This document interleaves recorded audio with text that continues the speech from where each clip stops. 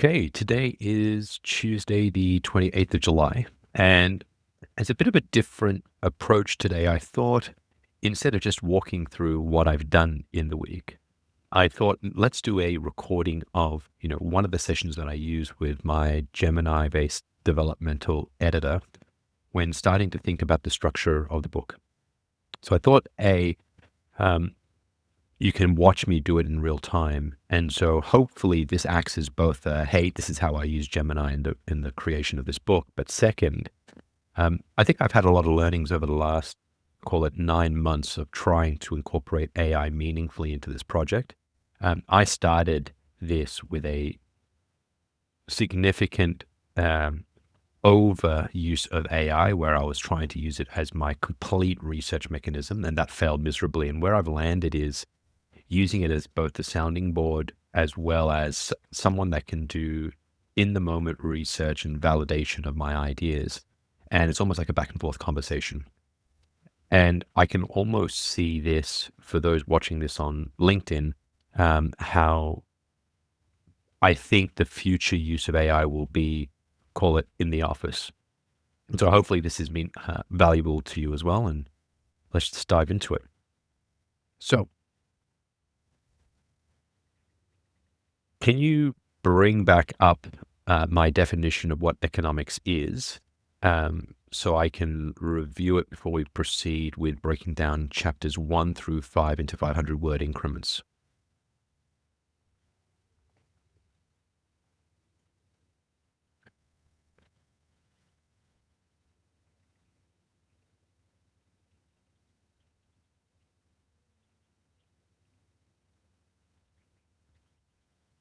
Okay, as you can see here, this is one of the pieces of work that I did with Gemini prior. I wanted to get to a very simple definition of economics, and my original one here that you can sort of see that I'm I can't really, there you go, highlighting here is the study and measure of human activity. Now, the challenge with that was a bit too broad. And as much as I wanted simplicity, it was losing value and meaning. And with the back and forth that I had with Gemini, we landed on the study of human action, choice, and coordination. The reason for this centering of human and activity is a lot of economics today is based in numbers. And one of the arguments that I try to make in the book is we had an overcorrection toward mathematical or a science-based approach to economics over the last 200 years. And we've probably lost sight of the human in the entire system. What Austrian economics does is try to put that human back in, and thus I was looking at a definition that was simple, accessible, but also would give the reader almost an aha type moment on, oh, that's what economics is. And so this is what I've landed on at the moment. And I might refine this one a little bit more, but you can sort of see here the distinctions for my review. Gemini is quite good. So centers on the individual as purposeful node. Absolutely. Introduces trade-offs under constraints of scarce time and biological energy. Absolutely. So choice and coordination is where that part comes in. And that scarce time and biological energy is a core element within the biological framing. So you can see Gemini's already started to frame it in the way that I've been talking to him more recently. The coordination. So explains how individual actions scale into complex emerging social structures and systems. This idea of coordination comes up quite a bit in the research, specifically around Yuval Noah Harari and elements of David Sloan Wilson. So Yuval talks about shared myths, but also where I'll take his idea of shared myths alongside religion and the like is always anchoring back to Dunbar's number. Dunbar's number being 150, which is the number of individuals that someone can have a meaningful social relationship with, given our current biology.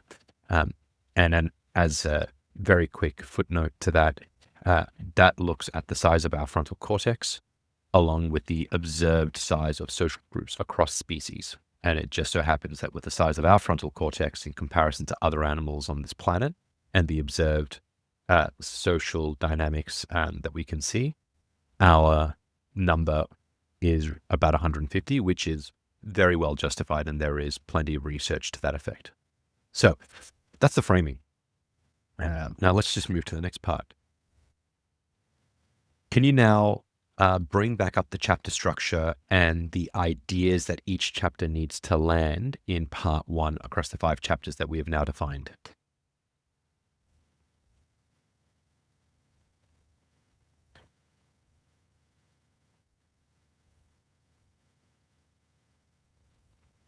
And the reason why this one's taking a bit longer is I've added in here Flash Extended. I actually wanted to do more thinking through this, and I actually don't mind the waiting. So I actually, instead of using Flashlight, which is what I used to have, I've gone 3.6 Flash all around, only because I don't need the code and I want extended thinking, because a lot of what I'm trying to do here is problem solving and pressure testing of my ideas. So this is the current structure that we've got for part 1. So part 1, as you can sort of see here, 18,000 words. It's one of the smallest sections of the book. And here we've got the word budgets and the chapter headers. So I think I went through this in the last one, but very quickly, the stolen blueprint. The one thing with Gemini, it comes up with some not weird, but very grandiose names for the chapters, and I probably want to bring it back down to reality. So I will change these in the future, but the stolen blueprint is more so redefining economics in the modern era. The moral dictates is the first phase of economic thinking that has a very moral top-down direction on economics. The Great Emancipation. This is where you start to see the likes of Adam Smith, The Wealth of Nations, and the Objective Era, which is what I call it, which is observational economics. The Mathematical Detour. This is where we start to look at Keynes and the modern neoclassical economics, where math really takes over as the main justification for economic models. And the Prelude to the Human Era. Now, this is where we start to look at behavioral economics, evolutionary biology, and there's a few things that I'll introduce. But it's prelude to the human era because I want this to almost be a leading chapter 5, to what we'll see in part 4, which is where we look at the so what around Bitcoin, and we start to look at behavioral economics as the core economic idea for Bitcoiners, as my personal opinion. And so it nicely links part 1 through to part 4. And so the book starts to flow. People can start to see backward, we covered this in part 1 and now it makes sense in part 4. And I'll start to do that throughout part 2 and part 3 as well. So here are the chapter breakdowns. Now, I've already given it a bit of a steer here. So in chapter 1, I did say that first, who are the main authors in this? Now, I gave Gemini the authors. In this case, I said, I can see the work of Yuval Noah Harari here. I can see the work of Deirdre McCloskey here. I can see the work of Hayek. I can see the work of Steven Pinker. And so I was now thinking, okay, I've got these 4 authors that I want to use, and I gave that to Gemini. And I said, for each one of these sections, given the word count, how much of their voice should I be hearing in each one of these sections in order to justify this?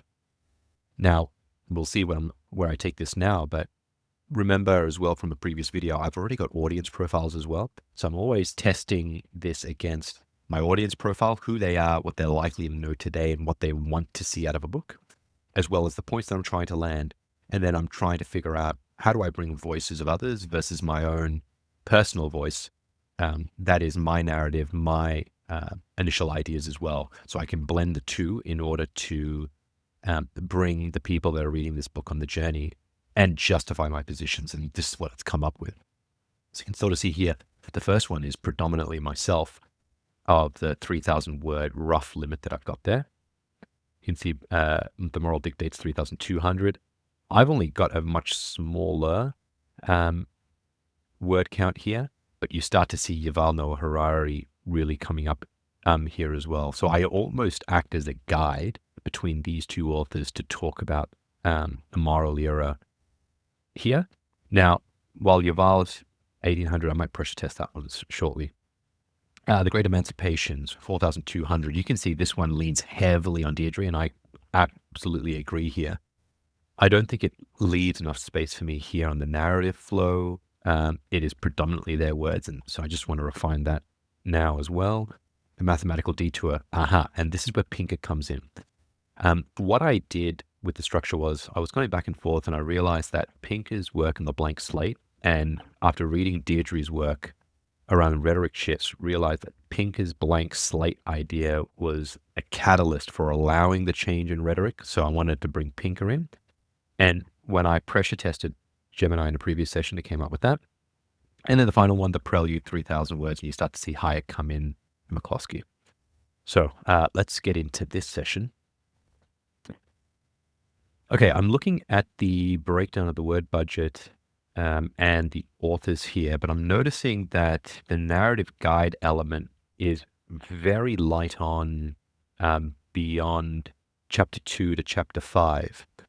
Now, I don't want this to read like a textbook, or I'm just parroting back the ideas of each of the experts that I'm drawing from here. Would I be correct in saying that I need to bring a bit more of a narrative style? Or have I misinterpreted how you've allocated the word budget against these experts, and actually within those budgets is an element for me to bring narrative, to bring their ideas to life? Can you just validate what I've just said, and being very critical on whether or not my voice should be more heard through this period or less, given the audience that I am trying to reach with this book and the profiles that we've already shared in this chat window?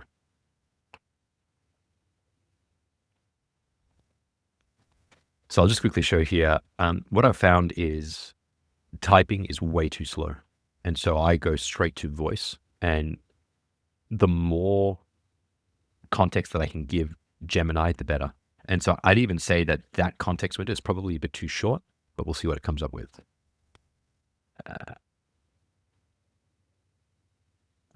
Okay. So I am misinterpreting how the budget and table is categorized, but your instinct about your voice is spot on. Okay, cool. The book is, yes. Yeah, the Google search and bridge builder will reject it. So these two are my, those two are my audience profiles.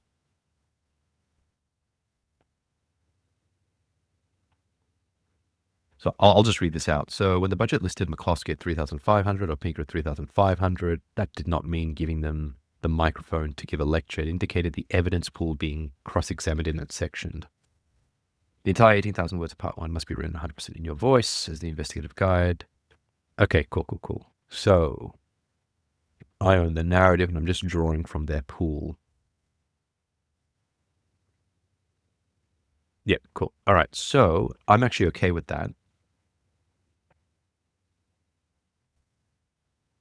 So I misinterpreted when it said the 18,000. I'm just using that 1,800 on the evidence pool from that book. So where McCloskey's might be 3,500, it would be because I'm trying to take from, here we go, the Bourgeois Quality, which is one of her main texts, which means I've got a bit of reading to do, actually, because I don't think I've got the evidence base enough to pad that out. So at a bare minimum, at least it's identified potentially another hole. Okay, so, okay, cool. Next is, okay, so it's benchmarked against my audience. Okay. So the global searcher is, and I'll have to link in the description to a previous video where I have gone through them, and I might even, on the Substack, if you go there, what I'll do is I'll publish an article that has the full audience profile in it. So if you're ever looking at these videos and wondering, what is this global search and what is this bridge builder? Bridge builder is largely a Bitcoiner, philosophical Bitcoiner that's trying to build a bridge between Bitcoin and the broader community. And the global searcher is like an individual that's very hungry for podcasts, trying to understand their life and try to improve themselves. And I sort of looked at podcasts like if you listen to Joe Rogan, or you listen to Chris Williamson's Modern Wisdom, or you're listening to Trigonometry, or anything that's challenging you, that was them. So, okay, cool. So for that particular audience, my voice needs to be dominant and translating filter. Okay, great. Okay, cool. So this is what I was actually looking for. So at the 4,000 word chapter in your draft, 70 to 80% your proprietary voice, your narrative framing. Okay, great. And okay, cool. And by the way, with this one here, I fed it early on that I wanted to turn beyond this book into a potential business to business and business to consumer business. And so through this, it's giving me the ability to know how I might frame certain things in order to have a lead in or a hook to start these two things post the book. Okay, so that's what I'm looking for here. So about 70 to 80% is all mine. 20 to 30% is drawing from quotes and whatnot, which is actually quite important because I've got quite a few of those to get in. All right, awesome. Okay, I'm okay with that. And I'll just have to make a mental note of this. All right, next is I'm liking the flow now. I'm liking the chapter structure. I'm liking the points that I'm trying to get across. I like the evidence pool that I'm drawing from. So the word count per author that you've provided. And now I am actually quite aligned on the 70 to 80% being my voice, 20 to 30% being quotes or direct excerpts from the books and materials from which I've researched. Now I'm really looking to break down each chapter into 500 word chunks.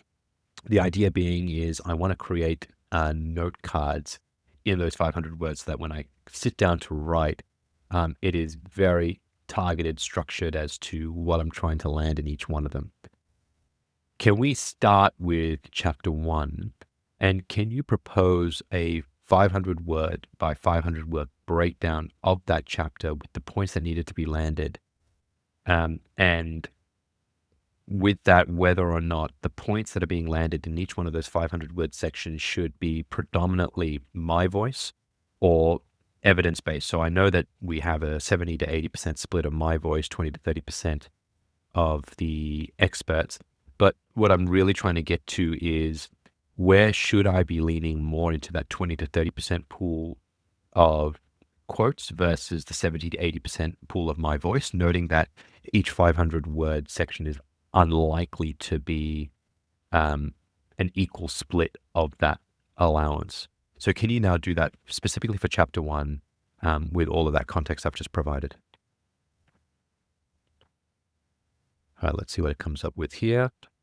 And just so you sort of see, I'll just sort of show how long that context window is each time I do one of these. And you can sort of see like that just by talking and saying what's on top of my mind, it's producing quite well. It's producing good results and it's very quick for me to do.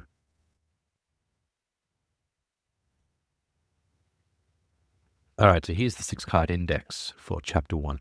So what I try to do here is because I know the points that I'm trying to land, I know the evidence pool, I know the material.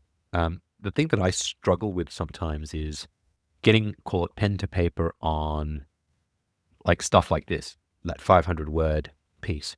And all I'm asking for Gemini to do here is to give me a starting point. And then from here, what I find that I do well is refining to what I actually like. But once I see something up front like this, it makes it easier for me to be a bit more creative and flexible on rebuilding that out. I don't plan to use Gemini at all for any of the writing. All I wanted to do is be that person I can bounce ideas off, get some initial ideas on, refine until I get a very good structure in the cards so that I can then, without Gemini at that point, just start writing so that I make sure that 100% of this book is me. But it has been structured so well, it's almost like I've had an expert editor working with me full time on it, which prior to AI, I just would not have had. So that's how I am intending to use it. Okay, cool. So let's start with card 1. So card 1 is just sort of the first 500 words. What I plan to do is, and I'll quickly show you, I plan to use these green cards in order to almost say this is section 1 of chapter 1. Here's the point you're trying to make. And here are the cards behind it. And I'll grab, like a stack of my note cards that you've probably seen in other videos, sort of behind it. So when I come to write a particular 500 word, I take that. It's got all of my cards in there. I know the points that I need to land, and we're off to the races. And so that's what we're doing here. What I want to get done this week is complete part 1 and the breakdown. Now that I know what it looks like. And then what I can do is I can then take these sections, these 500-word sections, create those green cards, write them out, and actually go through all of my note cards and start slotting in where something from one of my primary researchers' notes that I've taken fits with the point that I'm trying to make. And that way I can now collate my material far easier. And that's the intent of this process here. So first one, 90% my voice, 10% evidence. So of the 500 words, we're talking about a singular quote that helps ground what I'm doing here and hook the reader, exposing the friction of modern corporate and economic management. Okay, cool. That one's actually quite easy. What I'll probably look to do here is bring a more modern example of where economics is failing. And I might bring something like the 2008 crisis. I might look at inflation broader, but I'll have to think about that. But I'm all good with that. Points to land. Okay, data. Yeah, that makes sense. So we've got so much data. History, yet organizational strategies, economic forecasts, corporate systems fail continuously. So the idea, and I think it's picked it up from something else previously, but I like that. That's the point that I need to land. Yep, correct. We're losing sight of the individual. Okay, cool. And it's giving me even a prompt here. So open directly in the middle of a modern boardroom or an operational crisis, frame the frustration of an executive staring at a dashboard, green metrics. Okay, no, I actually don't like that. So I'm actually not going to use that. The prompt that I want to give myself here is use an economic crisis that no one could predict, that after the fact could explain. And that being the paradox here. A lot of economic models can explain everything in retrospect, but can never predict what happens. And that just shows that we're lacking something in our models. So I'll do that in that first part. Card 2, yep. 8% my voice, 20% evidence, logic heavy. So this one, strip away macro complexity, redefine the atomic unit. Okay, cool. Okay, so now it's talking more to the Austrian type schools. That's good. Awesome. Okay, so this is where I introduce the definition that I've got for economics.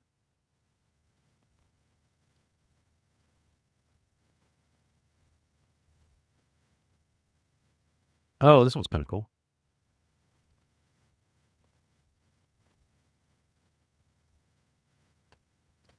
What I might do on this one here is, instead of this ocean currents to a single water molecule,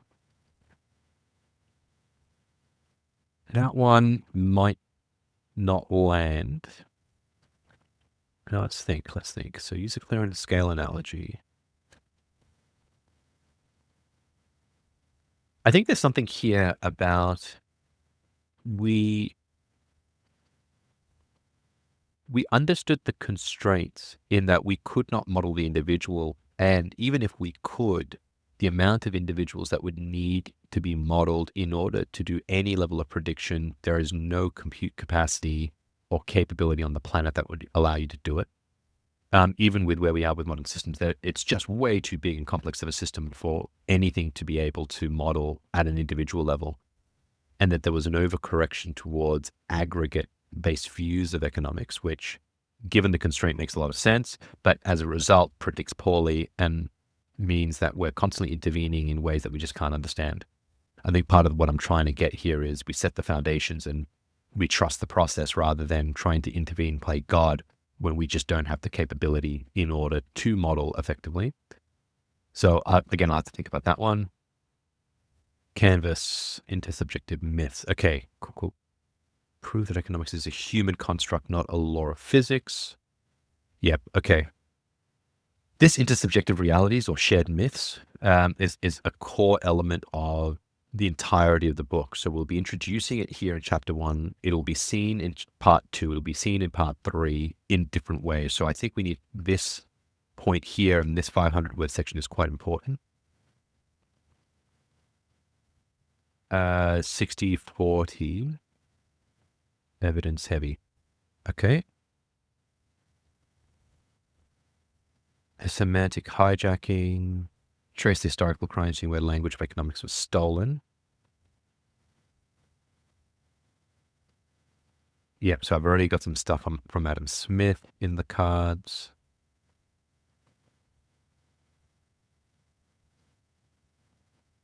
Yep, cool. So the 19th and 20th century. So the 1800s effectively and the 1900s. I think this is more 1900s heavy, if I'm honest, or the late 1800s actually. So no, that might be right. So that might be the late 19th century and the whole of the 20th century.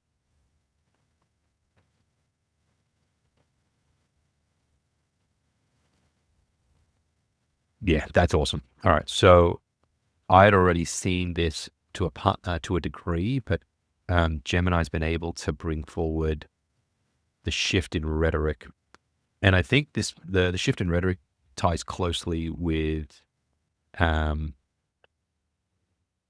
Deirdre's work, and so I think I need to use the term rhetoric here as well. But that's really, really good. Humanomics, and this is where McCloskey comes in. It's good.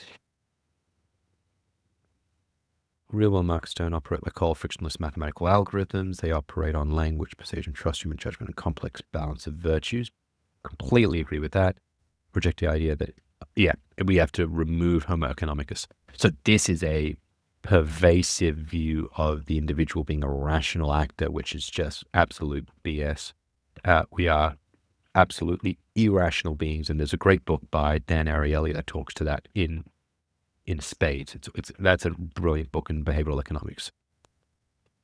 And I might actually introduce in this section here, I know that it says Deirdre's work, but I think there's probably a quote from Dan Ariely on that particular point. But yeah, absolutely agree with that. So that's good.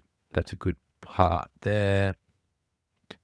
Coordination mandate, biological pivot, predominantly me. No, okay, I'm going to get rid of that. It's leaning too heavily into my steer that I want to build a business out of this book.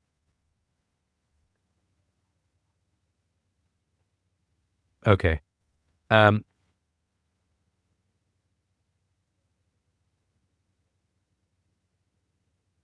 like this thing here, though.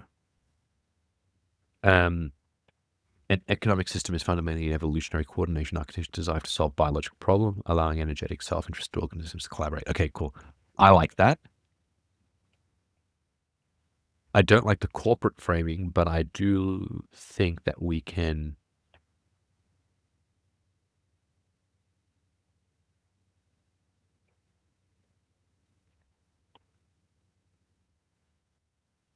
yeah, I like this. So I do need to do this. So chapter 2 starts to look at the moral era, where we can break out this chapter in a bit more detail and show why the definition lands so well. And then it also does a good hook into part 2. All right, awesome. I really like that. So what I'll do from here is I'm going to do sort of two things here. I'm going to, it'll bank this. And so I'll just make sure that it knows that I like this. Can you now make sure that you store this particular chapter 1 breakdown? Because I really like this.